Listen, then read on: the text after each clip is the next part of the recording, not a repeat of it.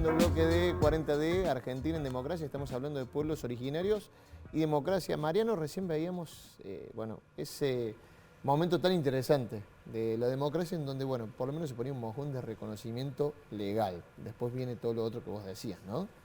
Sí, fueron distintos momentos en estos 40 años. Creo que el gobierno de Alfonsín fue una nebulosa porque hasta el 92, cuando se cumplieron 5 siglos de la conquista y del genocidio, los pueblos estaban como agazapados a la defensiva. Concretamente el pueblo Nación Camiare, acá en Córdoba, tuvo, justamente recién hablábamos con Adriana, que el avasallamiento final y el robo de tierras fue a fines del siglo XIX, 1895 más o menos. Entonces fueron justo 100 años, ¿no? Entonces hasta Menem, digamos, era eso, era la nada misma.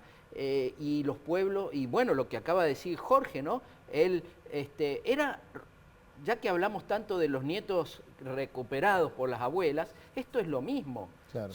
Pero no se le da la misma importancia. Vos fijate, eso es terrible también. Y yo ya no hablo de la derecha, de los genocidas, de la dictadura, hablo incluso de los gobiernos nacionales y populares y de la gente que se dice progresista. Pareciera que aquí hay víctimas de violaciones a los derechos humanos de primera y víctimas de segunda. Lo hablábamos hace algunos programas con el tema de la masacre de Napalpí, por ejemplo. ¿Te acordás? Reconocimiento. Pero es una vergüenza que recién el año pasado la justicia argentina haya hecho memoria, verdad y justicia. Y con los Pilagá de Rincón Bomba todavía no.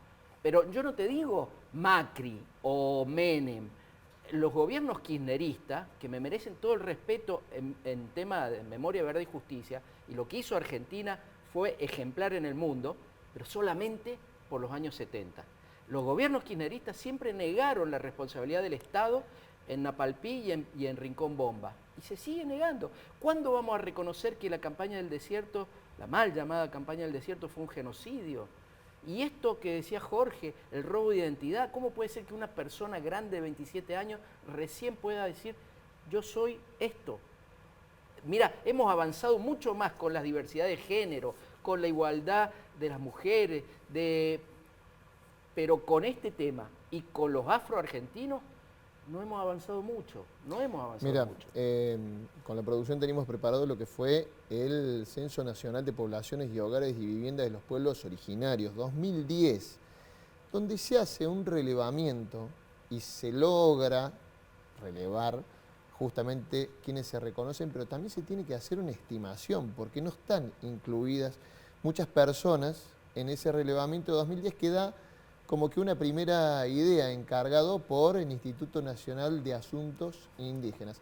Vamos a repasar los números que arrojaba ese censo y las deudas también, sobre todo en la cuestión de conflictos territoriales. Míralo. En la Argentina, los derechos territoriales de los pueblos indígenas están contemplados en la Constitución Nacional. Sin embargo, la implementación de sus derechos a la tierra y al territorio permanecen aún pendientes.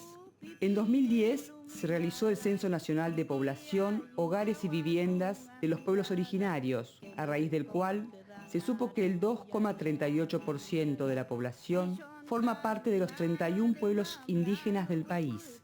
Pero este censo no incluyó a los nativos que no viven dentro de las comunidades. Sumándolos, se obtendría un total de casi 2 millones de aborígenes, es decir, un 5% de la población.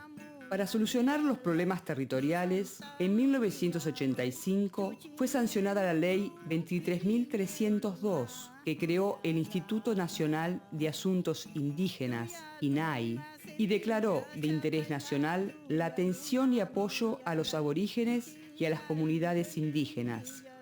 La auditoría realizada por la AGN en el ámbito de la INAI en el periodo 2010-2015 determinó que un 62% tiene o tuvo un conflicto territorial y un 25% tiene o tuvo órdenes de desalojo. Este informe pone en evidencia que el derecho a la tierra y al territorio muestra una brecha significativa entre el marco legal establecido y su efectiva implementación.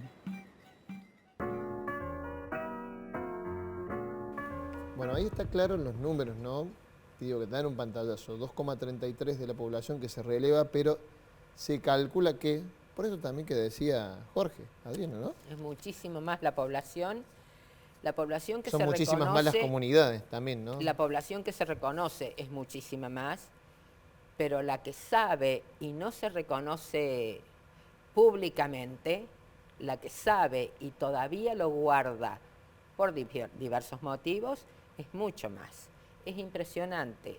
Nosotros, nadie obliga a nadie que asuma una identidad que no quiere, pero hay familias donde una hermana se reconoce indígena y la otra hermana dice, no, yo no soy india, déjame con eso, si son unos ignorantes, por decir, es tan fuerte la marca que se ha puesto.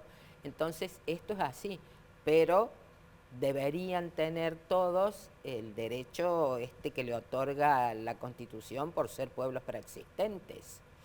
Y Mariano decía, hemos avanzado más en las cuestiones de derechos de género y diversidades que en los pueblos indígenas y en los afrodescendientes, porque es más fácil otorgar y sostener y cumplir con los derechos estos de diversidades y de las mujeres, porque no se cuestiona la tenencia de la tierra. Sí, hay también como que más sujetos, digamos, que están más en lo urbano, digamos, y dan su batalla desde ahí. Pero también, digamos, lo veíamos, digo, Adriana, déjame decir por ahí que en los dos conflictos creo que nos vienen marcando en los últimos años la disputa de la tierra, ¿no? Y este mote que se le pone, por ejemplo, a las comunidades mapuches del sur, cuando disputan no solamente tierra, sino que tierra.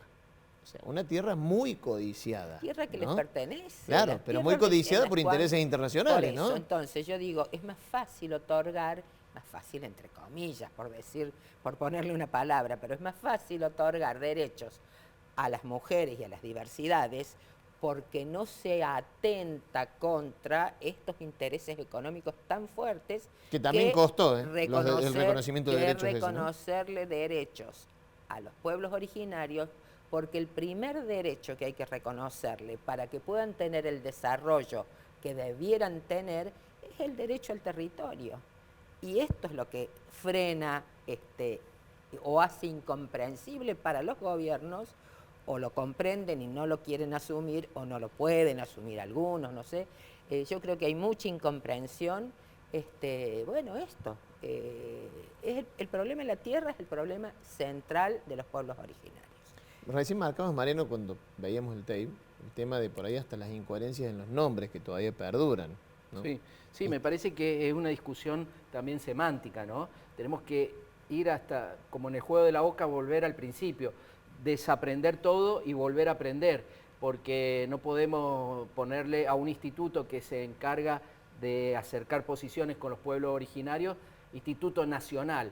Seguimos encasillando y con las orejeras de pensar que en el Estado argentino hay una sola nación. Y ya de ahí bajás una cortina y no se puede dialogar con otras naciones. El Estado argentino tiene muchas naciones y no podés poner INAI, no podés seguir hablando de tierra cuando en realidad hay que hablar de territorio, no podés seguir hablando te estás portando como un indio, se viene el malón, no seas indio. O sea, el tema de los nombres y las palabras y lo que resignificamos está en la base de esta discusión. No podemos seguir hablando de integrar a nadie. Eso, por más que lo digamos con buena intención, es una barbaridad. A ver si nos gustaría que el pueblo de La Toma, de la comunidad Camiare, diga, che, vengan ustedes, rubiecitos, y los vamos a integrar. Hay que ponerse del otro lado, hay que tener empatía. Si vamos a hablar en serio, tenemos que sentarnos de igual a igual y romper las estructuras mentales. Y sobre todo, dejar de lado por un ratito la concepción de Estado, tal como la tenemos. Eso fue lo que hizo fracasar la Constituyente de Chile. Mirá vos, lo que no se bancaron los chilenos y las chilenas fue decían una cosa, no puede haber distinta justicia para dos ciudadanos chilenos si sos o no sos mapuche. No entendió nada el que dijo eso, y eran la mayoría. Totalmente. Mire, recién decíamos esta diferencia, bueno, cuando lo trazaba el historiador al principio del programa, con ese estigma que se pone sobre algunos pueblos, de decir violentos y demás, ¿cuándo es? Cuando disputan, y disputan en serio. Uno de los ejemplos, a ver, decía yo, marcaba entre los conflictos de Villa Mascardi o la zona de Río Negro, Neuquén, que viene hace años. Y el último, vamos a trasladarnos hacia lo más reciente, lo que ha pasado hace poquito, el tercer Malón de la Paz, que fue desde Jujuy hasta Buenos Aires. Lo decía Mariano, no diferencia de gobiernos. 1946, el primer malón. 2006, el segundo. Y el tercero, con un reclamo similar, esta vez también tratando de proteger la tierra y los recursos naturales, pero las demandas quizás siguen siendo en esa línea de tiempo de 70, 80 años, siguen siendo las mismas. Repasamos lo que ocurría hace pocos días en Jujuy, de Jujuy a Buenos Aires. Comunidades indígenas de la provincia de Jujuy, en el norte de Argentina, se manifestaron en Buenos Aires para reclamar sus tierras y recursos naturales y denunciar que se están violando sus derechos. La marcha se produce en medio de un agitado clima político en Jujuy, tras la aprobación de una reforma constitucional que, según sus detractores, criminaliza el derecho a la protesta y cercena los derechos indígenas sobre la tierra en medio de planes de explotación para la obtención de litio. Venden la nafta, el gasoil, ahora quiere vender el litio en nombre de la energía limpia, pero a costa de contaminar la salina, destruir la puna, los valles, Jujuy y envenenar a nuestros pueblos. Un centenar de comunidades indígenas tomaron parte en la marcha, que ha recorrido 1.800 kilómetros a pie y en autobús desde Jujuy, en la frontera con Bolivia, hasta Buenos Aires.